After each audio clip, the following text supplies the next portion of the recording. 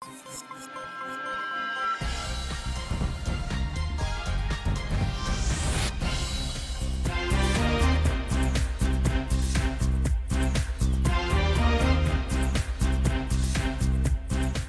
জানাচ্ছি বিরতিহীন রাত ৯টায় বাংলাদেশে। আপনাদের সাথে আছে আমি মাহমুদা মৌমিতা এবং আমি অনিমেষ কর। শুরুতেই জানিয়ে দেব শিরোনাম।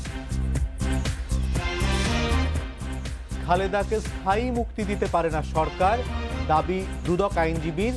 সুযোগ দেখছে বিএনপি।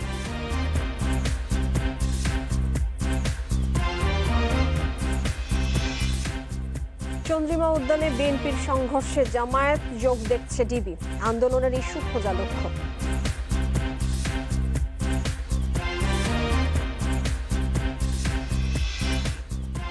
৭ই মার্চের ভাষণ অন্তর্ভুক্ত হবে পাঠ্য বইয়ে। স্থাপন করতে হবে বঙ্গবন্ধুর আঙুল তোলা ভাস্কর্য।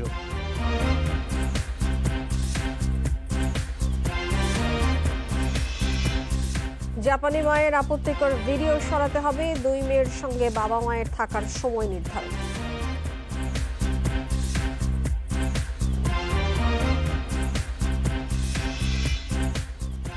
মা মরদেহ শনাক্তের ৫ বছর পর ফিরল মেয়ে। আটকে রেখে পতিতাবৃত্তি করানোয় আটক ৫।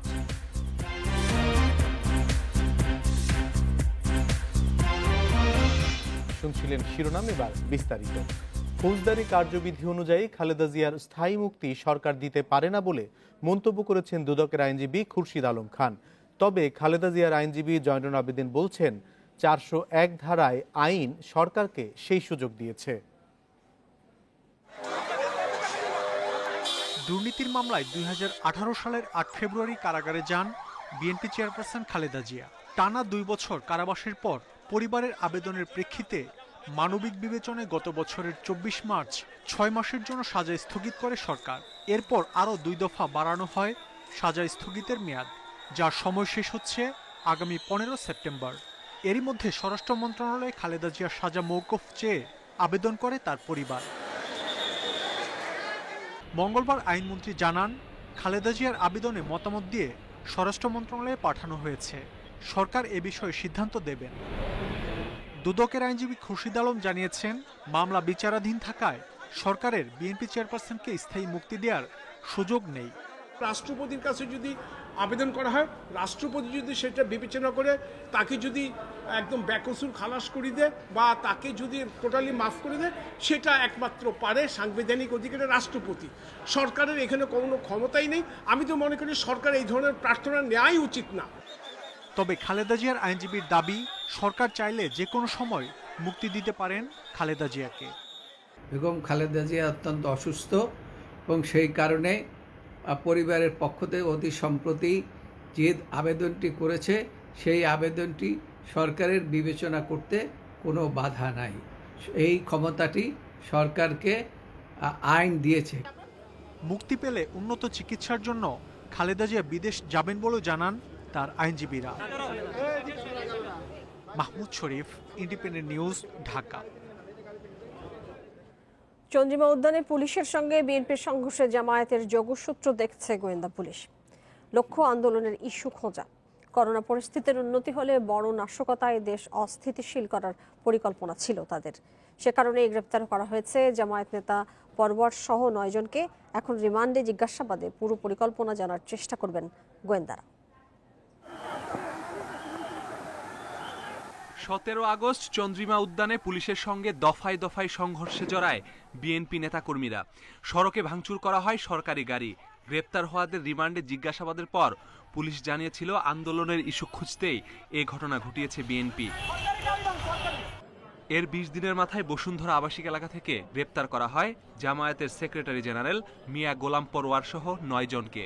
পুলিশ বলছে তারা রাষ্ট্রবিরোধী ষড়যন্ত্র করছিল। এ ঘটনায় সন্ত্রাস বিরোধী আইনে হওয়া মামলার তদন্তের দায়িত্ব থানা পুলিশের কাছ থেকে বুধবার পেয়েছে ডিবি। তারা জানাচ্ছে, চন্দ্রিমা উদ্যানে বিএনপির সংঘর্ষে জামায়াতের যোগসাজশ থাকতে পারে। রিমান্ডে জিজ্ঞাসাবাদে জানা যাবে বিস্তারিত। জিয়ার মাজারের ফুল দেওয়াকে কেন্দ্র করে আমাদের পুলিশের উপরে ডিসি, আইডিসি সকলের উপর হামলা হয়েছে।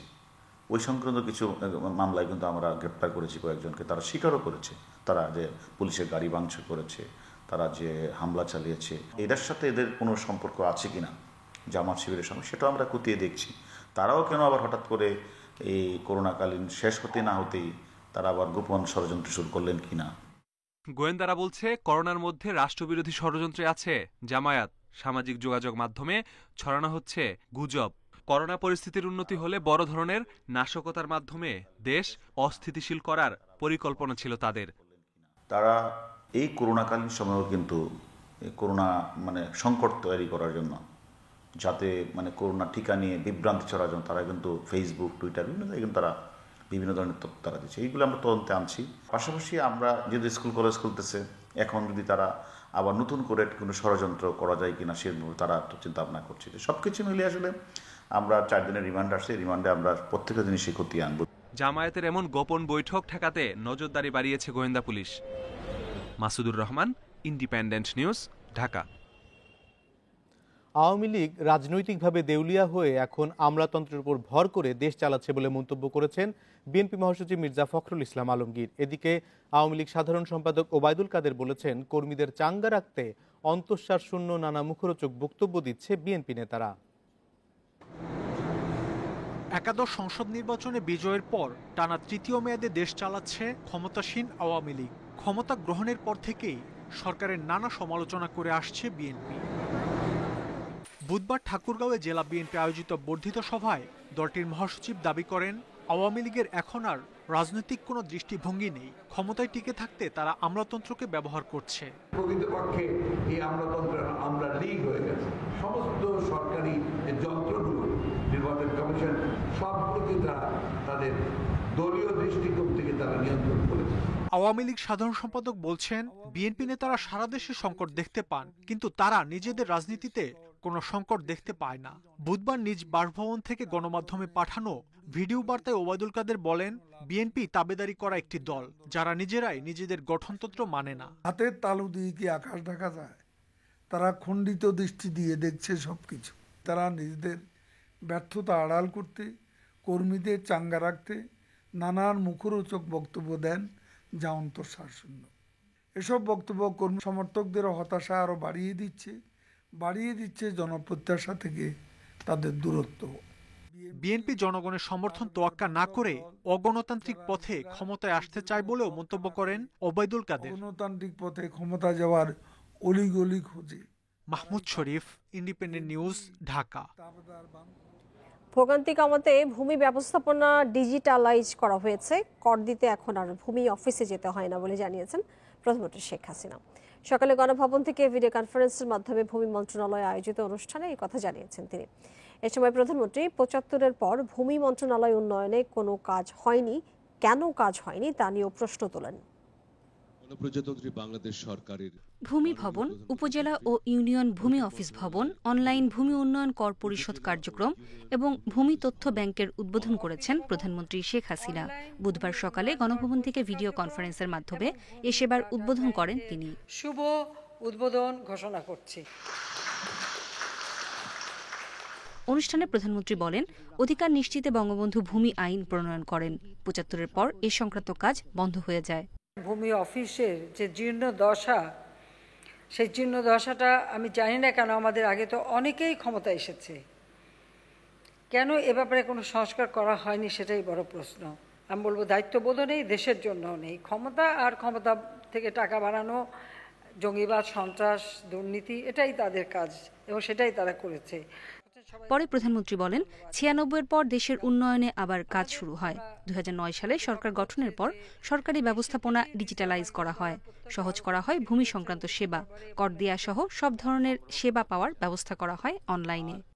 শুধু কম্পিউটার বা ট্যাব বা ল্যাপটপ প্রয়োজন হয় না, এখন মোবাইল ফোনের মাধ্যমেও অনেক কাজ সহজে করতে পারেন, অনেক ট্যাক্স, খাজনা অনেক কিছু দিতে পারবেন, সেই ব্যবস্থাটাও নেওয়া হয়েছে।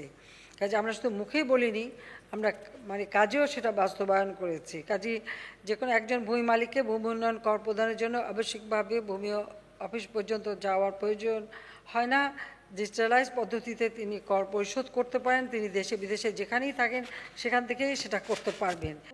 কাজের ঝামেলা কমাতে ভূমি সংক্রান্ত ডাটাবেস তৈরি হচ্ছে জানিয়ে প্রধানমন্ত্রী বলেন, এখন সব তথ্য একসাথে পাওয়া যাবে। সব এই ভূমি ভবন প্রধানমন্ত্রী বলেন, আগে অনলাইনে ডাটাবেস না থাকায় ভূমি অধিগ্রহণের তথ্য জানা সম্ভব হতো না। এখন এই সেবা সবার জন্য সহজ হয়েছে। নূরে জান্নাত, ইন্ডিপেন্ডেন্ট নিউজ, ঢাকা। টানা এক সপ্তাহ ধরে দেশে করোনা সংক্রমণের হার 10-এর নিচে, কমেছে মৃত্যুর সংখ্যাও। স্বাস্থ্য অধিদপ্তরের আশা, শিগগিরই আরও উন্নতি হবে করোনা পরিস্থিতির। নতুন 2497 জন করোনা আক্রান্তের পাশাপাশি দেশে একদিনে মৃত্যু হয়েছে আরও 52 জনের। দেশে করোনা সংক্রমণ ও মৃত্যু পরিস্থিতির উন্নতি অব্যাহত আছে। পরীক্ষা বিবেচনায় শনাক্তের সংখ্যা ক্রমান্বয়ে নিম্নমুখী। 799টি ল্যাবে 24 ঘন্টায় 27,528 নমুনা পরীক্ষায় করোনা শনাক্ত হয়েছে 2497 জনের। পরীক্ষা বিবেচনায় শনাক্তের হার 9.07%। বুধবার স্বাস্থ্য অধিদপ্তরের বিজ্ঞপ্তিতে জানানো হয়, দেশে এ নিয়ে মোট করোনা আক্রান্তের সংখ্যা দাঁড়ালো 15,22,302 জনে।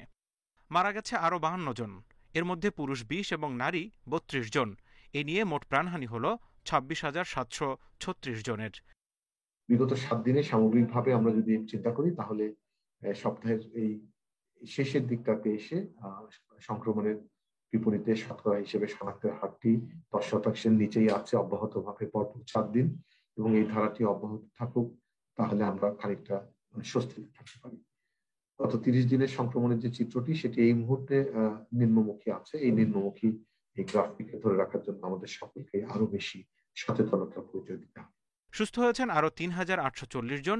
এই নিয়ে দেশে মোট সুস্থ 14,64,594 জন। Zahidul Bashar, independent news, Dhaka. গণটিকার কার্যক্রমের দ্বিতীয় ডোজের দ্বিতীয় দিনেও উপচে পড়া ভিড় দেখা গেছে টিকা কেন্দ্রগুলোতে। তবে কোনো কোনো কেন্দ্রে দীর্ঘক্ষণ লাইনে দাঁড়িয়ে থাকার জন্য ক্ষোভ প্রকাশ করেছেন টিকা গ্রহীতারা। দ্বিতীয় দিনে কেন্দ্রগুলোতে ছিল কিছুটা হুড়োহুড়ি। রাজধানীতে গণটিকার দ্বিতীয় ডোজ দেওয়ার জন্য প্রথম দিন কোনো হুড়োহুড়ি দেখা না গেলেও দ্বিতীয় দিন টিকা কেন্দ্রে কিছুটা ভিন্ন চিত্র দেখা গেছে। দীর্ঘক্ষণ লাইনে থাকার কারণে কিছুটা শৃঙ্খলার অভাব দেখা গেছে। বুধবার সকাল 9টার অনেক আগেই ভিড় হতে থাকে টিকা কেন্দ্রগুলোতে। কেউ কেউ মধ্যরাতে এসে লাইনে দাঁড়িয়েছেন। টিকা গ্রহীতাদের অভিযোগ, বুথের সংখ্যা কম থাকায় এই ভোগান্তি হয়েছে। 10টা থেকে সিরিয়াল দাঁড়াইছে, কিন্তু আমরা সিরিয়াল থাকা অবস্থা সারা রাত ভোগান্তি অবস্থা, কিন্তু দেখা গেল কি তারা সকালে আইছে, তারা কিন্তু ফাঁকা ঢুকে চলে গেছে। সমস্যা কাজের অধিবিতা দাঁড়াইছে আর কি, যে সামনে কিছু আবার ফলস লোক ঢোকে, এই জন্য আমাকে দেরি হয়ে যেতেছে। আসছি তো 2টার সময় আসছি রাত্রে, ওই দেন না খালি লোক আর কমে না। আমি রাত 4টায় আসছি, আমাদের আবার চাকরি, আমরা তো চাকরি করি, তো সকালে অফিস থেকে ছুটি নিয়ে আসছি 2 ঘন্টা।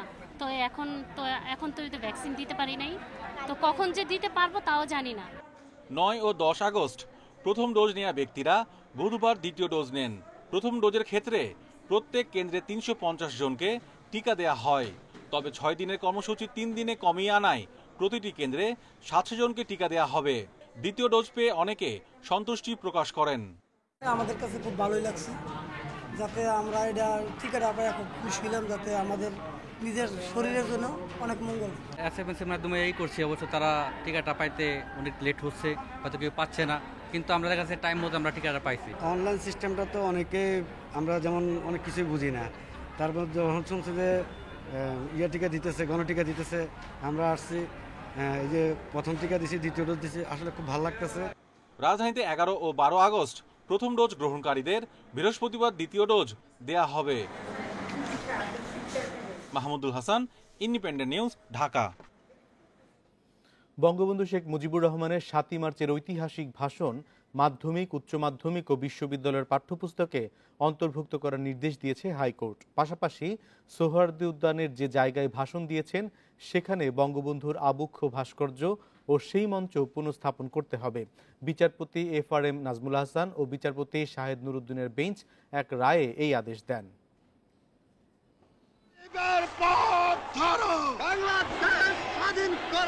বাঙালির স্বাধীনতা সংগ্রাম যখন চূড়ান্ত পর্যায়ে, তখন 1971 সালের 7 মার্চ তৎকালীন রেসকোর্স ময়দানে ঐতিহাসিক সেই ভাষণ দেন বঙ্গবন্ধু শেখ মুজিবুর রহমান। বাংলার মানুষ মুক্তি চায়, বাংলার মানুষ বাঁচতে চায়। সে দিনটিকে জাতীয় ঐতিহাসিক দিবস ঘোষণার নির্দেশনা চেয়ে 2017 সালে রিট করেন সুপ্রিম কোর্টের আইনজীবী বশির আহমেদ। এতে গত বছরের ফেব্রুয়ারিতে দিনটিকে ঐতিহাসিক মর্যাদা দিয়ে গেজেট প্রকাশের নির্দেশ দেয় হাইকোর্ট। এছাড়া বঙ্গবন্ধুর 7 মার্চের ভাষণ পাঠ্যপুস্তকে অন্তর্ভুক্তি ও যে মঞ্চে ভাষণ দিয়েছিলেন তা পুনঃস্থাপন সহ বেশ কটি রুল দেয় হাইকোর্ট। বুধবার সে রুলের চূড়ান্ত নিষ্পত্তি করে এসেছে রায়। এতে বঙ্গবন্ধুর 7 মার্চের ভাষণকে মাধ্যমিক, উচ্চ মাধ্যমিক ও বিশ্ববিদ্যালয়ের পাঠ্যপুস্তকে অন্তর্ভুক্তির নির্দেশ দিয়েছে উচ্চ আদালত। সেকেন্ডারি, হায়ার সেকেন্ডারি টেক্সট বুকে, ইউনিভার্সিটির টেক্সট বুকে জাতির পিতা বঙ্গবন্ধুর ঐতিহাসিক 7 মার্চের ভাষণ অন্তর্ভুক্ত করার জন্য মহামান্য হাইকোর্ট নির্দেশ প্রদান করেছেন। একই সাথে সোহরাওয়ার্দী উদ্যানের ভাষণের জায়গায় বঙ্গবন্ধুর আবক্ষ ভাস্কর্য ও সেই মঞ্চ পুনঃস্থাপনের নির্দেশও দেওয়া হয়েছে। আর জেলা উপজেলা পর্যায়ে বঙ্গবন্ধুর ম্যুরাল স্থাপনে আগের আদেশ বাস্তবায়ন করতে বলেছে হাইকোর্ট। সোহরাওয়ার্দী উদ্যানের সেই ভাষণস্থলে বঙ্গবন্ধু লিবার্টি টাওয়ার এর কার্যক্রম দ্রুত গতিতে সম্পন্ন করার জন্য সরকারের প্রতি নির্দেশনা দিয়ে আজকে মামলার চূড়ান্ত নিষ্পত্তি হয়েছে 2017 সালের 7 মার্চের ঐতিহাসিক রিট মোকদ্দমা। 2017 সালে ইউনেস্কো বঙ্গবন্ধুর 7 মার্চের ভাষণকে ডকুমেন্টারি হেরিটেজ হিসেবে memory of the world international রেজিস্টারে অন্তর্ভুক্ত করে। জান্নাতুল ফেরদাউস তানভি, ইন্ডিপেন্ডেন্ট নিউজ, ঢাকা। বুয়েট শিক্ষার্থী আবরার ফাহাদ হত্যা মামলায় 25 আসামির বিরুদ্ধে আবার অভিযোগ গঠন করেছেন দ্রুত বিচার ট্রাইব্যুনাল 1। দুপুরে বিচারক আবু জাফর মোহাম্মদ কামরুজ্জামান আসামিদের বিরুদ্ধে অভিযোগ করেন। একই সঙ্গে আসামিদের আত্মপক্ষ সমর্থনের জন্য 14 সেপ্টেম্বর দিন ঠিক করেন। বুধবার রাষ্ট্রপক্ষের যুক্তি উপস্থাপনের জন্য দিন ছিল, তবে রাষ্ট্রপক্ষ পুনরায় অভিযোগ গঠনের জন্য আবেদন করলে আদালত আবেদন মঞ্জুর করেন। রাষ্ট্রপক্ষের আইনজীবী জানান, মামলাটি অভিযোগ গঠনের সময় কিছু অংশ বাদ পড়েছিল। আদালতে বিষয়টি অবহিত করায় আদালত পুনরায় আসামিদের বিরুদ্ধে অভিযোগ গঠন করেন। 2019 সালে ফেসবুকে স্ট্যাটাস দেওয়াকে কেন্দ্র করে বুয়েট শিক্ষার্থী ফাহাদকে পিটিয়ে হত্যা করা হয়েছিল।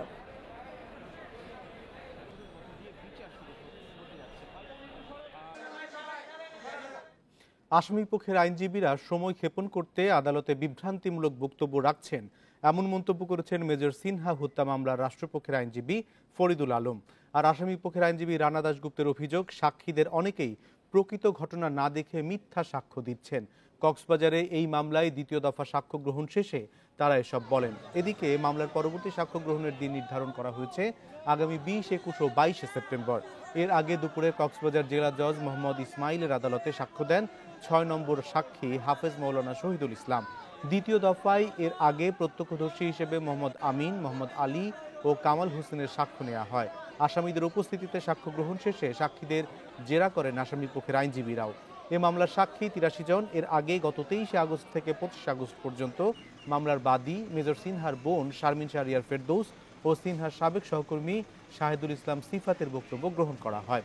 গত বছরের 31 জুলাই টেকনাফের শামলাপুর চেকপোস্টে পুলিশের গুলিতে নিহত হন সেনাবাহিনীর অবসরপ্রাপ্ত মেজর সিনহা মোহাম্মদ রাশেদ খান।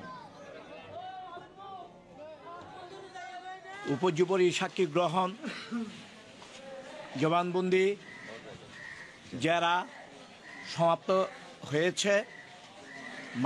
মাননীয় আদালত আগামী 20, 21, 22 এই 3 দিন সাক্ষীর জন্য নির্ধারণ করেছে। অনলাইন প্ল্যাটফর্মে জাপানি চিকিৎসক এরিকো নাকানোর বিরুদ্ধে যেসব অবমাননাকর ভিডিও রয়েছে তা অপসারণ করতে বিটিআরসিকে নির্দেশ দিয়েছে হাইকোর্ট। এছাড়া 16 সেপ্টেম্বরের আগে 4 রাত শুধু এরিকো মেয়েদের সাথে থাকবেন বলেও আদেশ উচ্চ আদালতের। বিচারপতি এম ইনায়েতুর রহিম এবং বিচারপতি মোহাম্মদ মোস্তাফিজুর রহমানের বেঞ্চ এই নির্দেশ দিয়েছেন। আদালতের নির্দেশে তেজগাঁওয়ের ভিকটিম সাপোর্ট সেন্টার থেকে গুলশানে একটি ভাড়া বাসায় নেওয়া হয় জাপানি 2 শিশুকে। মা এরিকো নাকানো ও বাবা ইমরান শরীফকে একসঙ্গে থাকার আদেশ দেয় হাইকোর্ট। গত সোমবার ওই আদেশ পরিমার্জন চেয়ে আবেদন করে শিশু দুটির মা। শুনানি নিয়ে 16 সেপ্টেম্বরের মধ্যে 4 রাত শুধু মাকে শিশুদের সাথে থাকার অনুমতি দিয়েছে আদালত। বাকি সময় বাবা মা দুজনের সাথেই থাকতে পারবে শিশুরা। একই সাথে গুলশানের বাসার ভেতরের সিসি ক্যামেরা সরানোরও নির্দেশ দেওয়া হয়েছে। যে মা চাইলে বাচ্চাদের নিয়ে বাইরে বেরোতে পারবে, ঘোরাঘুরি করতে পারবে, বাবাও চাইলে সেটি পারবেন। বিটিআরসিকে নির্দেশনা দিয়েছেন যে ভিডিও কন্টেন্টগুলোর তালিকা আমরা দিয়েছি, এগুলোর জন্য ইমিডিয়েটলি অনলাইন প্ল্যাটফর্ম থেকে সরিয়ে দেওয়া হয়। আর সাইবার সিকিউরিটি সিআইডি এই টিমকে নির্দেশনা দিয়েছেন কারা এগুলো তৈরি করছে, কারা এর পিছনে আছে তাদেরকে আইডেন্টিফাই করে তাদের বিরুদ্ধে লিগ্যাল স্টেপ নেওয়ার জন্য। বাবা ইমরান শরীফ মায়ের অনুমতি ছাড়াই 2 মেয়েকে নিয়ে আসে। শুনানিতে এ নিয়ে প্রশ্ন তোলে আদালত। জবাবে আইনজীবী বলেন, জাপানি আইন অনুযায়ী একজনের কাস্টডিতে থাকলে অন্যজনের অনুমতির দরকার হয় না। আরেকটা পেরেন্টের অনুমতি লাগে না। ফিজিক্যাল কাস্টাডি যার কাছে আছে সে যদি বাচ্চাকে অন্য জায়গায় নিয়ে যেতে চায় তাহলে সে ট্রাভেল করতে পারে। গত 19 আগস্ট জাপানি চিকিৎসক এরিকো নাকানো 2 মেয়েকে ফেরত পেতে হাইকোর্টে রিট করেন। পরে সিআইডি শিশু দুটিকে বাবার বাসা থেকে নিয়ে আসলে হাইকোর্ট তাদের তেজগাঁওয়ের ভিকটিম সাপোর্ট সেন্টারে রাখার নির্দেশ দেন। জান্নাতুল ফেরদাউস Tanvi, independent news, Dhaka. Passport অফিসে কোনো ঘুষ লেনদেন হয় না। দুর্নীতি দমন কমিশনে জিজ্ঞাসাবাদ শেষে এমন দাবি করেছেন সংস্থাটির প্রশাসন বিভাগের পরিচালক আবু সাইদ। এদিকে দুদক বলছে, অবৈধ সম্পদ অর্জনের অভিযোগে আবু সাইদকে জিজ্ঞাসাবাদ করা হচ্ছে। পাসপোর্ট অফিসের প্রধান কার্যালয়ের প্রশাসন শাখায় আঞ্চলিক অফিস থেকে আসে ঘুষের টাকা, আর সেই ঘুষের টাকা বন্টন হয় ক্ষমতাধারীদের মাঝে। গেল বছর ডিসেম্বরে দুদকের জিজ্ঞাসাবাদে এসে এমনই লিখিত জবানবন্দি দেন পাসপোর্ট অফিসের এক কর্মকর্তা। সেই জবানবন্দিতে প্রশাসন শাখার পরিচালকের নামও ছিল। তবে এবার দুদকের জিজ্ঞাসাবাদে এসে আগের সেই কর্মকর্তার দাবি উড়িয়ে দেন পরিচালক আবু সাইদ। এটা আমি এতটুকুই বলতে পারি যে বক্সে ওই বক্তব্যের দায় দায়িত্ব তার। আমি এরকম মনে করি না, কাজে এই বিষয়ে আমার বক্তব্য আসলে তেমন কোনো ঘুষ লেনদেন হয় না আমি মনে করি না। দুদক বলছে, প্রশাসন শাখার পরিচালকের বিরুদ্ধে অবৈধ সম্পদ অর্জনের অভিযোগ অনুসন্ধান হচ্ছে। ঘুষ গ্রহণ ও অবৈধ সম্পদ অর্জনের অভিযোগ জিজ্ঞাসাবাদ চলছে দুইজনে। তারা অবৈধ সম্পদ অর্জন করতে কিভাবে? ওই যে ঘুষ দুর্নীতির মাধ্যমে কাস্টমের ঘুষ লেনদেনের মাধ্যমে অবৈধ সম্পদ অর্জনের অভিযোগ আছে পাসপোর্ট অধিদপ্তরের সাবেক ও বর্তমান আরও 8 উচ্চ পদস্থ কর্মকর্তাদের বিরুদ্ধে। রিশাদ হুদা, ইন্ডিপেন্ডেন্ট নিউজ, ঢাকা। 5 বছর আগে মেয়েকে মৃত ভেবে হত্যা এবং ধর্ষণ মামলা করেছিলেন মা। তবে পুলিশের উদ্ধার করা একটি মরদেহ মেয়ের বলে শনাক্তের 5 বছর পর জীবিত ফিরেছে সে। তাকে আটকে রেখে পতিতাবৃত্তিতে বাধ্য করার অভিযোগে 5 জনকে আটক করেছে পিবিআই। নিজ বোনের ষড়যন্ত্রে 5 বছর ধরে মেয়েকে মৃত ভাবছিলেন গোপালগঞ্জের এই নারী। গৃহকর্মী হিসেবে কাজ দেবার কথা বলে মেয়েটিকে তার খালা তুলে দিয়েছেন অসাধু চক্রের হাতে। আমি জিগাই আমার মেয়েটা কই রাখছেন, আপনি কোয়ান আমার কাছে, আমি মেয়েটারে দেখি না, একটু কথা কই দেন। আমি অনেক ধারণার কথা বলছি, তারপরও আমার মেয়ে ওনটা দেখায়ও না, হরে নাই। তখন আমি একটা মামলা করলাম। এর কদিন পরই নিখোঁজ হয় সেই মেয়ে। এরই মধ্যে রাজধানীর রামপুরা থেকে পুলিশের উদ্ধার করা মরদেহ দেখে নিজের মেয়ে বলে শনাক্ত করেন মা। সে সুযোগে নিজেকে নির্দোষ প্রমাণে 5 জনকে আসামি করে মামলা করে মেয়েটির খালা। আদালতের নির্দেশে মা মেয়ের ডিএনএ পরীক্ষার পরই ঘটনায় আসে নতুন মোড়। রিপোর্টে দেখা যায় সেই মরদেহ অন্য কারো। তারপর আবার শুরু হয় ওই মেয়েটির খোঁজ। তবে 5 বছর পর একদিন হঠাৎ করেই নিজে বাড়ি ফেরে সেই মেয়ে। মারে পরবর্তীতে প্রচুর তার উপরে অ্যাসল্ট করে, তাকে নির্যাতন করে, এবং সে যেহেতু একটু অল্প বয়সের মেয়ে, সে এই পদ্ধতি দিতে বাধ্য হয়। এবং আমরা পরবর্তীতে খবর পেয়েছি যে এই গ্রুপটা খালাকে বিভিন্ন সময় টাকা দিত যেন সে এই মামলাটা নিয়ে বেশি কিছু খোঁচাখুচি না করে। তো খালা এই জিনিসটা কিছুটা হইল আঁচ করতে পেরেছে যে মেয়েটা কোথায় আছে। সেই হত্যা ও ধর্ষণ মামলার তদন্তে থাকা পিবিআই বলছে, মেয়েটিকে রাজধানীর বিভিন্ন জায়গায় 5 বছর আটকে রেখে বাধ্য করা হয়েছে পতিতাবৃত্তিতে। যে লতা, সে একদম প্রসিদ্ধ একজন এরকম অবৈধ কাজ করে, এটা মানুষ জানে, এবং পরবর্তী সে সর্দানি হয়ে এরকম একটা বিশাল গ্রুপ সে দেখাশোনা করে, এবং এইরকমভাবে অল্প বয়সের মেয়েদেরকে সে বিভিন্ন জায়গায় পাঠায়, হায়ারে করে। এ ঘটনায় 5 জন গ্রেপ্তার হলেও অভিযুক্ত সেই নারী এখনও পলাতক রয়েছে। Biprajit Chanda, independent news, Dhaka. সংবাদ সন্ধ্যার এ পর্যায়ে খেলার খবর জানিয়ে দিচ্ছে শিরোনামগুলো। টি20তে নিউজিল্যান্ডের বিপক্ষে প্রথম সিরিজ জয়। বোলিংয়ে নাসুম মুস্তাফিজ দুর্দান্ত, ব্যাট হাতে দ্যুতিময় মাহমুদুল্লাহ।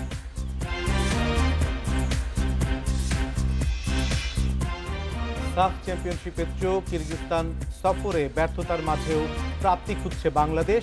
কাল স্বাগতিক অলিম্পিক দলের সাথে লড়াই।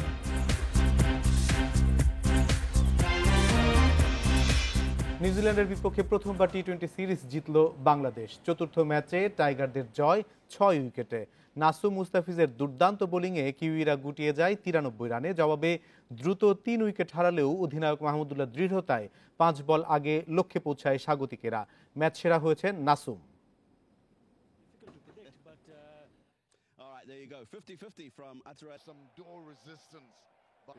আবারও টস হেরেছেন মাহমুদুল্লাহ।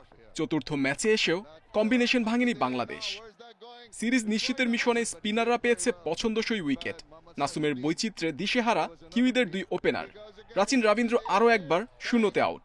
বিপজ্জনক ফিন এলেন থেমেছেন 12তে। ওই মোমেন্টাম ধরে নিয়মিত পড়েছে উইকেট। সাইফুদ্দিন মাহেদিও যোগ দিয়েছেন শিকারে।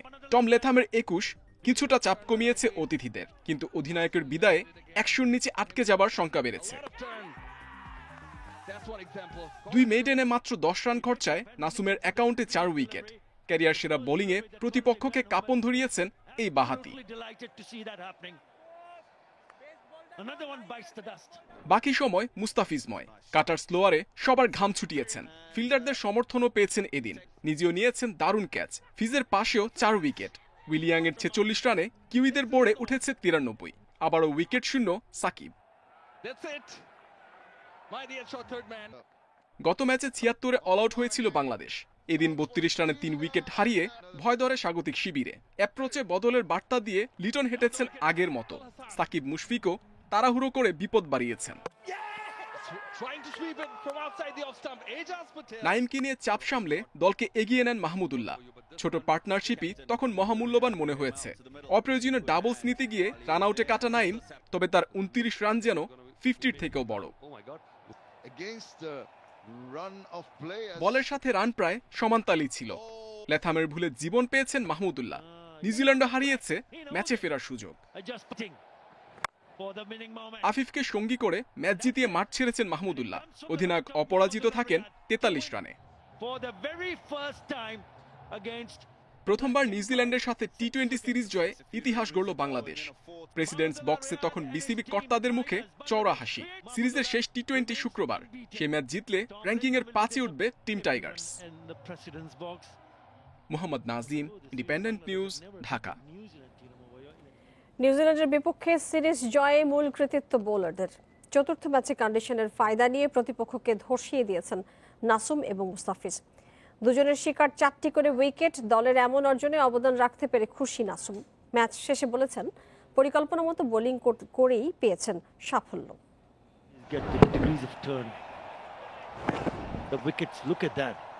এমন বৈচিত্র্যের জবাব নেই কিউইদের কাছে। টার্ন, বাউন্স কিংবা গতির ব্যবহার।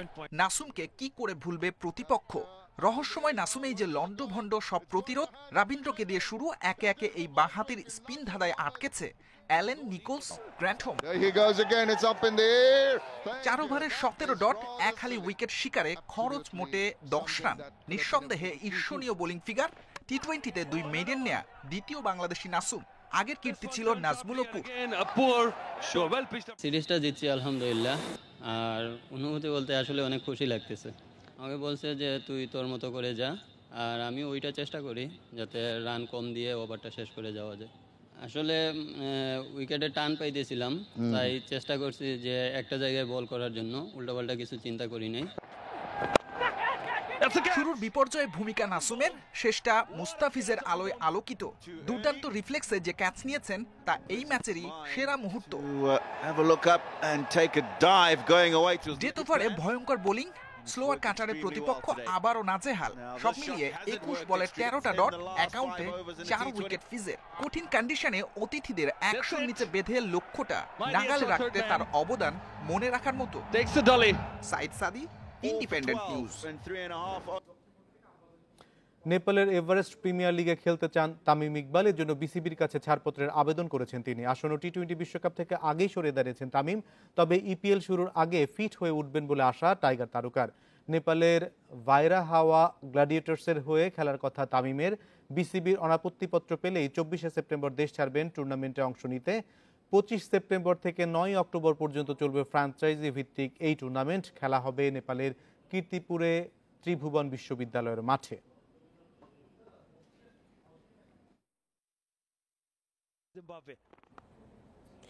ফিলিস্তিন কিরগিজস্তানের সাথে লড়াই জমাতে পারেনি বাংলাদেশ। 3 জাতির আসরে ব্যর্থতার মাঝেও প্রাপ্তি খুঁজছে লাল সবুজরা। সাফ চ্যাম্পিয়নশিপের আগে সেরা প্রস্তুতির লক্ষ্য বেঙ্গল টাইগারদের। কাল কিরগিজস্তান অলিম্পিক দলের সাথে লড়াই। সফরের শেষ ম্যাচে ভালো করতে মুখিয়ে বিশ্বনাথ সুমনরা। ফিলিস্তিন ম্যাচে জোড়া কিরগিজস্তান দিয়েছে 1 হালি। 2 ম্যাচে 6 গোল হজম করেছে বাংলাদেশ। র্যাঙ্কিংয়ে প্রতিপক্ষ ঢের এগিয়ে। ওই অজুহাতে ব্যর্থতা এড়িয়ে যাওয়া কতটা যৌক্তিক? জেমিডে রক্ষণভাগ নিয়ে ততটা হতাশ নন। সাফের প্রস্তুতিতে এখানেও প্রাপ্তি খুঁজে পেয়েছেন। হেড কোচের কথায় সাহস পাচ্ছেন বিশ্বনাথ। আমরা যথেষ্ট পরিমাণে চেষ্টা করছি যে আমাদের সর্বোচ্চটা দিয়ে খেলার জন্য। তো আমরা 2টা ম্যাচই হেরে গেছি। আর আমরা খুব চেষ্টা করতেছি যে আমরা যেন টিমে খুবই তাড়াতাড়ি আমরা যেন কামব্যাক করতে পারি। আমরা যেন ওই খেলাটা ভালোভাবে শেষ করে যেন দেশে যেতে পারি। আর সাফের জন্য আমাদের লাস্ট প্রস্তুতি ম্যাচ হচ্ছে এটা, আমরা যেন এটা ভালোভাবে শেষ করে যেন সাফের প্রস্তুতিটা ভালোভাবে নিতে পারি। দেশে ফেরার আগে আরও একটা সুযোগ নিজেদের মেলে ধরার। কিরগিজস্তান অলিম্পিক দলের সাথে ভালো করতে মুখিয়ে বেঙ্গল টাইগার্স। সাইড বেঞ্চ পরখ করতে চায় কোচিং স্টাফ। কোচ অ্যাকচুয়ালি আমাদেরকে চাপের জন্য প্রস্তুত করার জন্য খেলিয়েছে, অথবা ম্যাচগুলো রেজাল্ট ভালো হয়নি, বাট প্রস্তুতির জন্য সবাইকে খেলিয়েছে। বলের উপর কীভাবে বেশি কন্ট্রোল রাখা যায় এগুলো নিয়ে কাজ হয়েছে, এবং যারা আগের ম্যাচটা খেলেছে তাদেরকে রিকভারি সেশন করানো হয়েছে। প্লেয়ারদের ইনজুরির বিষয়টা এবং 5 দিনের ব্যবধানে 3টা ম্যাচ, এখানে রিকভারির ব্যাপারটাও আমাদের বিবেচনায় রাখতে হচ্ছে। সো সব মিলিয়ে আমরা ট্রাই করব আগামীকালকে যেসব প্লেয়ার খেলতে পারে নাই তাদেরকে খেলার সুযোগ দিতে। এটা তাদের জন্য একটা বড় অপরচুনিটি। শনিবার ঢাকায় ফেরার কথা বাংলাদেশ দলের। স্বল্প বিরতি দিয়ে মাসের মাঝামাঝি সাফের জন্য ক্যাম্প শুরু করবে লাল সবুজ। Kamrul Hasnat, independent news. বিশ্বকাপ বাছাই পর্বে রাতে পোল্যান্ডের মুখোমুখি হবে ইংল্যান্ড। ওয়ারশোতে ম্যাচ শুরু হবে বাংলাদেশ সময় রাত 1:45। বাছাইয়ে শতভাগ সাফল্যে আই গ্রুপের শীর্ষে ইংল্যান্ড। শেষ 2 ম্যাচেই প্রতিপক্ষের জালে 4টি করে গোল দিয়েছে 3 লায়ন্স। হ্যারি কেইনদের রুখে দেয়া কঠিন হবে স্বাগতিক পোল্যান্ডের জন্য। একই সময়ে মাঠে নামবে ইউরো চ্যাম্পিয়ন ইতালি। আজুদের চ্যালেঞ্জ নেবে লিথুনিয়া। টানা 36 আন্তর্জাতিক ম্যাচে অপরাজিত থেকে রেকর্ড করেছে মানচিনির দল। চোটের কারণে ভেরাত্তির খেলা নিয়ে আছে সংশয়। অন্যদিকে আইসল্যান্ডের বিপক্ষে লড়বে জার্মানি। নতুন কোচ হান্সি ফ্লিকের অধীনে দারুণ খেলছে ডায়মন্ডশাফট। আগের ম্যাচে আর্মেনিয়াকে হারিয়েছে 6-0 গোলে। নিজেদের গ্রুপে শীর্ষে রয়েছে জার্মানি।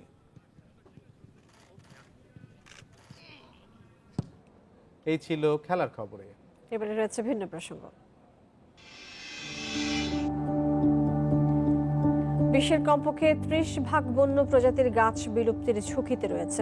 এর মধ্যে 142টি প্রজাতি বিলুপ্ত হয়ে গেছে। 442টি রয়েছে বিলুপ্তির দ্বার প্রান্তে। বিজ্ঞানীরা বলছেন আবাদি জমি, কাঠ তৈরি, জ্বালানি উৎপাদন, দাবানল এবং জল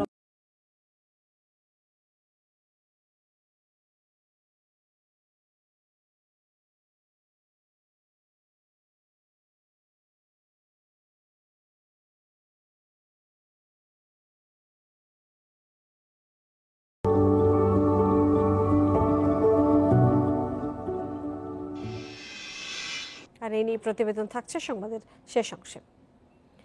পদ্মা, যমুনা, তিস্তা এবং ব্রহ্মপুত্রের পানি কিছুটা কমায় উত্তরাঞ্চল এবং মধ্যাঞ্চলের বন্যা পরিস্থিতির উন্নতি হয়েছে, তবে পানিবন্দী থাকায় এখনও দুর্ভোগ কমেনি দুর্গতদের।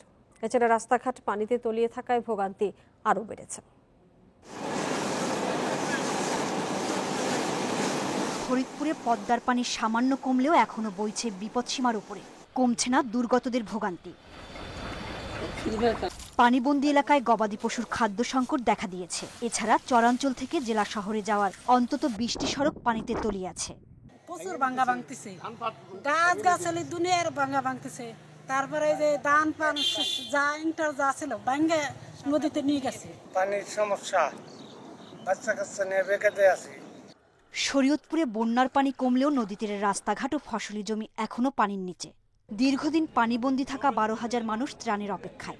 লোকালে যেতে রাস্তাঘাট সব তলামো, ঘরের মধ্যে হাফ কোপ আহে, কাঁড়াল আহে, স্রোত আহে, ঘর ভেঙে যেতেছে। সিরাজগঞ্জ টাঙ্গাইলে দুর্ভোগ এতটাই যে সেখানে টিউবওয়েল ডুবে যাওয়ায় বিশুদ্ধ পানির সংকট রয়েছে। পানি টানি আইনা টিউবওয়েল তলা গেছে, পানি আইনা আর এক বাড়ি থেকে আইনা যাওয়া ডাইকা ডুইকা থুইয়া খাই। ফেনীর মহুয়া কহুয়া নদীর বন্যা নিয়ন্ত্রণ বাঁধের ভাঙন অংশ দিয়ে পানি ঢোকায় ভেসে গেছে পুকুর, মাছের ঘের। পানি উঠেছে গ্রামের শতাধিক ঘর বাড়িতে। মুহুরী নদীর বাঁধ যতদিন পর্যন্ত পাকাপোক্তভাবে না হয় ততদিন পর্যন্ত এইভাবে আমাদের জন্ম থেকেই তো দেখে আসতেছে এরকম। এরই মধ্যে টেকসই বাঁধ নির্মাণের প্রকল্প হাতে নেওয়া হয়েছে জানিয়েছে পানি উন্নয়ন বোর্ড। পরিকল্পনা কমিশনে এটি অনুমোদন হলে একনেকে গিয়ে এটা অনুমোদন হবে এবং এই প্রকল্পের মাধ্যমে আমরা মুহুরী নদীর যে স্থায়ী সমস্যা আছে সেটি আশা করি সমস্যার সমাধান হবে। এদিকে কুড়িগ্রামে বন্যা পরিস্থিতির উন্নতি হওয়ায় ঘরে ফিরতে শুরু করেছে বানভাসীরা। তবে তিস্তা, ধওলা, ব্রহ্মপুত্র সহ কয়েকটি নদ নদীর 45 থেকে 50টি পয়েন্টে ভাঙন অব্যাহত রয়েছে। সোহেলি জাহান, ইন্ডিপেন্ডেন্ট নিউজ ডেস্ক। বন্ড সুবিধার অপব্যবহারের কারণে প্রতি বছর হাজার হাজার কোটি টাকা রাজস্ব হারাচ্ছে সরকার। তারপরও বন্ডের অটোমেশনে উদাসীন জাতীয় রাজস্ব বোর্ড এনবিআর। 2 বছরের মধ্যে বন্ড ব্যবস্থা স্বয়ংক্রিয় করার প্রকল্প নেওয়া হয় 2017 সালে, অথচ 4 বছরে অগ্রগতি হয়েছে 10%-এরও কম। এ অবস্থায় প্রকল্পের মেয়াদ আরও 2 বছর বাড়িয়েছে পরিকল্পনা মন্ত্রণালয়। রপ্তানিমুখী শিল্পকে শুল্কমুক্ত সুবিধায় কাঁচামাল আমদানির সুযোগ দেয় সরকার, কিন্তু অনেকেই এসব কাঁচামাল খোলা বাজারে বিক্রি করে দেন। এ নিয়ে এনবিআরের গবেষণা না থাকলেও রাজস্ব কর্মকর্তাদের ধারণা বন্ডের অপব্যবহারে বছরে ক্ষতি 20 থেকে 30 হাজার কোটি টাকা। এর বিপরীত দিকও আছে। সনাতনী ব্যবস্থাপনার কারণে প্রায়ই হয়রানির অভিযোগ তোলেন ব্যবসায়ীরা। লাইসেন্স নিতে ও নবায়নে ঘুষ লেনদেনের অভিযোগও পুরনো। বন্ডের যে অবস্থা আগে যে একেবারে সনাতন পদ্ধতি ছিল সেক্ষেত্রে একটু উত্তরণ হয়েছে এবং কিছু কিছু ক্ষেত্রে ওনারাও ডিজিটাল করছে, কিন্তু আর আমার মনে হয় আরেকটু দ্রুত করা উচিত। কারণ আমি যদি ডিজিটাল হই, ওনারা যদি ডিজিটাল না হয় তাহলে তো আপনার কাজ করতে পারবে না, সমন্বয় হবে না। বন্ড ব্যবস্থার আধুনিকায়নে প্রকল্প নেওয়া হয় 2017 সালে। কাজ শেষ না হওয়ায় মেয়াদ বাড়ানো হয় 2021 সাল পর্যন্ত। তারপরও তেমন অগ্রগতি নেই। এবার সময় দেয়া হলো 2023 সালের জুন পর্যন্ত। কর্মকর্তারা জানান, শুরুতে কেনা সফটওয়্যার দিয়ে অটোমেশন করার পরিকল্পনা নেওয়া হয়, কিন্তু বাংলাদেশের প্রেক্ষাপটে এতে ভালো ফল পাওয়া যেত না। তাই পরিকল্পনা পরিবর্তন করা হয়, যে কারণে কাজ আগায়নি। অটোমেশনের জন্য এখনও সফটওয়্যার তৈরি শুরু হয়নি, তবে একটি রূপরেখা তৈরি হয়েছে। সংশ্লিষ্টরা অনুমোদন করলে সফটওয়্যার তৈরি করা হবে। ব্যাংকে এলসির সাথে, তারপরে বাংলাদেশ ব্যাংকের সাথে ফরেন কারেন্সি যাচ্ছে আসতেছে, কখন কি হচ্ছে, এগুলো যদি ট্র্যাকিং না থাকে, নেটওয়ার্কিং না থাকে, তাহলে কিন্তু ওই অটোমেশন দিয়ে হয়তো কিছু তথ্য পাওয়া যাবে, হয়তো কাজ স্ট্রিমলাইন হবে, কিন্তু ফাঁকিটা বাজারে বিক্রি হওয়াটা বন্ধ হবে না। বন্ড ম্যানেজমেন্ট অটোমেশন নামের এই প্রকল্পের ব্যয় ধরা হয়েছে 93 কোটি টাকা। Ruhul Amin, independent news, Dhaka. সফলভাবে বঙ্গবন্ধু স্যাটেলাইট 1 উৎক্ষেপণের পর এবার স্যাটেলাইট 2 নিয়ে কাজ শুরু করেছে সরকার। এর মধ্যে স্যাটেলাইটের প্রকৃতি নির্ধারণের খসড়া রিপোর্ট দিয়েছে ফ্রান্সের প্রাইসওয়াটারহাউসকুপার্স। চূড়ান্ত রিপোর্ট হাতে পেলেই 2023 সালের মধ্যে প্রস্তুত হবে বঙ্গবন্ধু স্যাটেলাইট 2। এর সফল প্রয়োগের মাধ্যমে প্রযুক্তিতে স্বনির্ভর হওয়ার পাশাপাশি সম্ভব হবে বন্যা নিয়ন্ত্রণ। 2018 সালের 12 মে বঙ্গবন্ধু স্যাটেলাইট 1 উৎক্ষেপণের মধ্য দিয়ে মহাকাশে পা রাখে বাংলাদেশ। নির্বাচনী ইশতেহারেও বঙ্গবন্ধু স্যাটেলাইট 2 উৎক্ষেপণের ঘোষণা দেয় ক্ষমতাসীন আওয়ামী লীগ। এরই ধারাবাহিকতায় বাংলাদেশে বঙ্গবন্ধু স্যাটেলাইট 2 উৎক্ষেপণের জন্য বছরের শুরুতেই স্যাটেলাইটের ধরন ও প্রকৃতি নির্ধারণে ফ্রান্সের প্রাইসওয়াটারহাউসকুপার্স প্রতিষ্ঠানকে নিয়োগ দেয়া হয়। প্রাথমিকভাবে প্রতিষ্ঠানটি একটি খসড়া রিপোর্ট দিলেও এখনও পূর্ণাঙ্গ রিপোর্ট হাতে পায়নি বিএসসিএল। তবে 2023 সালের মধ্যেই বঙ্গবন্ধু স্যাটেলাইট 2 পুরোদমে প্রস্তুত হবে বলেও জানান তিনি। স্যাটেলাইট ডেটা যারা ইউজ করতে পারে, সম্ভাব্য ইউজ করতে পারে, কিংবা প্রকৃতপক্ষে ইউজ করে, কিংবা ভবিষ্যতে ইউজ করতে পারে, তাদের সকলের সঙ্গে আলাপ আলোচনা করে তারা একটা রিপোর্ট তৈরি করেছে যে আগামী নির্বাচনের আগেই উৎক্ষেপণ করে এটা ব্যবহার করার ইচ্ছা আছে আমাদের। বঙ্গবন্ধু স্যাটেলাইট 2 কৃত্রিম উপগ্রহটি একটি জিও স্টেশনারি স্যাটেলাইট বা ভূস্থির উপগ্রহ। এতে মোট 40টি ট্রান্সপন্ডার থাকবে। এর মধ্যে 20টি ট্রান্সপন্ডার বাংলাদেশে ব্যবহারের জন্য রাখা হবে, বাকি 20টি বিদেশি প্রতিষ্ঠানের কাছে বিক্রি করা হবে। ওটাকে বলে আর্থ অবজারভেশন স্যাটেলাইট, অর্থাৎ উপর থেকে ওরা পৃথিবী পৃষ্ঠটাকে দেখবে, অর্থাৎ বন্যার পানি কেমনভাবে হচ্ছে, কেমনভাবে কোন জায়গায় প্রভাব ফেলবে, কিংবা আমাদের বাংলাদেশের ফসল উপর থেকে দেখতে পারবে যে কোনো এলাকায় ফসল ঠিকমতো হচ্ছে কিনা। Earth observation satellite is very needed. Area পর্যবেক্ষণ করার জন্য আমরা নিতে চাচ্ছি, তো আমি বলবো যে অবশ্যই অ্যাকচুয়ালি এই ধরনের স্যাটেলাইটই আমাদের দরকার। স্যাটেলাইট উৎক্ষেপণ নিয়ে 2015 সালের 11 নভেম্বর ফ্রান্সের থ্যালেস অ্যালেনিয়া স্পেসের সঙ্গে কাজ শুরু করে বাংলাদেশ। বঙ্গবন্ধু স্যাটেলাইট 1 ও 2 এর কার্যক্ষমতার উপর ভিত্তি করে 3 ও 4 নিয়ে কাজ শুরু করবে বাংলাদেশ। Sohel Rana, independent news, Dhaka. আফগানিস্তান সরকারকে এখনই স্বীকৃতি দেবে না বাংলাদেশ। বুধবার বিকেলে পররাষ্ট্র প্রতিমন্ত্রী শাহরিয়ার আলম এ তথ্য জানান। বলেন, মৌলিক কিছু বিষয়ে তালেবানদের নীতি পর্যবেক্ষণ করছে ঢাকা, তবে দেশটির উন্নয়নে জাতিসংঘ ও ইউরোপীয় ইউনিয়ন বহুপাক্ষিক উদ্যোগ নিলে ঢাকার সমর্থন থাকবে। মোল্লা মোহাম্মদ হাসান আখুন্দকে প্রধান করে আফগানিস্তানের অন্তর্বর্তী সরকার গঠন করেছে তালেবান। পাশাপাশি উপপ্রধান করা হয়েছে সংগঠনের সহপ্রতিষ্ঠাতা আব্দুল গনি বারদারকে। এমন পরিস্থিতিতে প্রতিবেশী দেশ ভারত তালেবানদের সঙ্গে সম্পর্ক উন্নয়নের চেষ্টা করছে, পাশে থাকার ঘোষণা দিয়েছে চীনও। তবে উদ্বেগ জানিয়েছে পশ্চিমা দেশগুলো। এমন অবস্থায় বাংলাদেশের অবস্থান পরিষ্কার করলেন পররাষ্ট্র প্রতিমন্ত্রী। জানালেন, এখনই তালেবান সরকারের সঙ্গে নেই ঢাকা। আমরা তাদের সাথে সার্বক্ষণিক যোগাযোগে আছি আরো বোঝার জন্য, কিন্তু এই সরকার গঠিত হওয়ার সাথে সাথে যে প্রক্রিয়াগুলি হয় যে we welcome or we do not welcome, আমরা এই ধরনের কোনো সিদ্ধান্তে যাচ্ছি না। এখন পরিষ্কারভাবে বলতে চাই, this is an interim government, so will be waiting for a permanent government. তবে দেশটির উন্নয়নে জাতিসংঘ ও ইউরোপীয় ইউনিয়ন বহুপাক্ষিক উদ্যোগ নিলে তাতে সমর্থন থাকবে ঢাকার। তালেবানের সাথে জাতিসংঘ যদি কোনো ডায়ালগে এনগেজড হয়, অথবা আফগানিস্তানের শান্তি, এমনকি এই আমরা শুনছি যে অর্থনৈতিক সংকটে আছে, খাদ্য সংকটে আছে, এটা নিয়ে ইউরোপিয়ান ইউনিয়ন এবং জাতিসংঘ আমাদের সাথে যোগাযোগ করেছে, whether we want to be a party to that dialogue, তো সেটা তো আমরা সম্মতি দেব, এই সিদ্ধান্ত আমরা নিয়েছি। পররাষ্ট্র মন্ত্রণালয় বলছে, আফগানিস্তানে এখনো আছেন 10 বাংলাদেশি, তাদের ফেরাতে চেষ্টা চলছে। আল আমিন হোসেন, ইন্ডিপেন্ডেন্ট নিউজ, ঢাকা। আফগানিস্তানের নতুন সরকারকে শরিয়া আইন বাস্তবায়নের নির্দেশ দিয়েছেন তালেবানের শীর্ষ নেতা হিবাতুল্লাহ আখুন্দজাদা। তালেবান ক্ষমতা আসার পরেই প্রথম গোষ্ঠীটির শীর্ষ নেতা কোনো বিবৃতি দিলেন। এদিকে তালেবানের অন্তর্বর্তীকালীন সরকার ঘোষণার পর নতুন মন্ত্রিসভা নিয়ে উদ্বেগ প্রকাশ করেছে যুক্তরাষ্ট্র। কাবুল দখলের 3 সপ্তাহ পর মঙ্গলবার কট্টরপন্থী নেতাদের নিয়ে আফগানিস্তানের অন্তর্বর্তীকালীন সরকার ঘোষণা করে তালেবান। এরপর নতুন সরকারকে শরিয়া আইন বাস্তবায়নের নির্দেশ দেন শীর্ষ নেতা হিবাতুল্লাহ আখুন্দজাদা।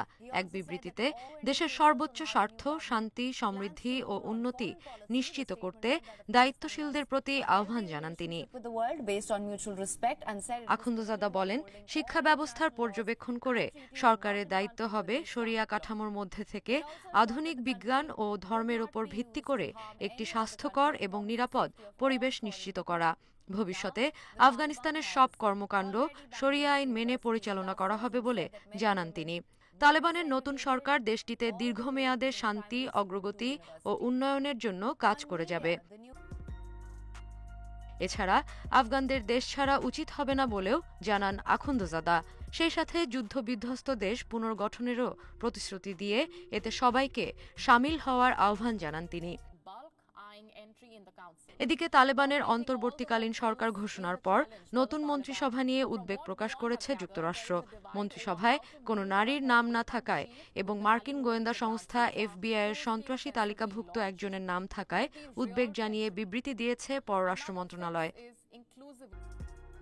অন্যদিকে তালেবানের সঙ্গে চীন সমঝোতা চুক্তির চেষ্টা করছে বলে মন্তব্য করেছেন মার্কিন প্রেসিডেন্ট জো বাইডেন। তালেবানকে চীনের অর্থায়ন প্রসঙ্গে এ কথা বলেন তিনি।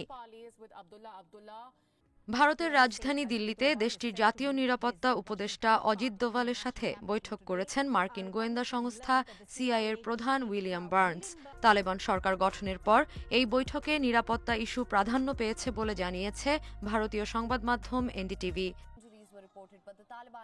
এদিকে মঙ্গলবার আফগানিস্তানের হেরাতে বিক্ষোভে তালেবানের গুলিতে অন্তত 2 জন নিহত হয়েছে। Sadia Afrin, independent news. শরতের চিরায়ত রূপ ধরা দিয়েছে সাজেক ভ্যালির সবুজ পাহাড়ে। দীর্ঘদিন বন্ধ থাকার পর সৌন্দর্য বেড়েছে আরও কয়েক গুণ। লকডাউন শেষ হওয়ার পর থেকে রাঙামাটির এই অপরূপ উপত্যকায় ভিড় করছেন প্রকৃতিপ্রেমীরা, আর পর্যটন কেন্দ্রে অতিথি বাড়ায় খুশি ব্যবসায়ীরাও। মেঘ আর পাহাড়ের রাজ্য সাজেক ভ্যালি, তার সঙ্গে এসে মিশেছে আকাশের নীল। যতদূর চোখ যায় সবুজ পাহাড় আর নীল আকাশের মিতালি, এ যেন শিল্পীর হাতে আঁকা ছবি। সমুদ্রপৃষ্ঠ থেকে প্রায় 1800 ফুট উপরে রাঙামাটির সাজেক ভ্যালি।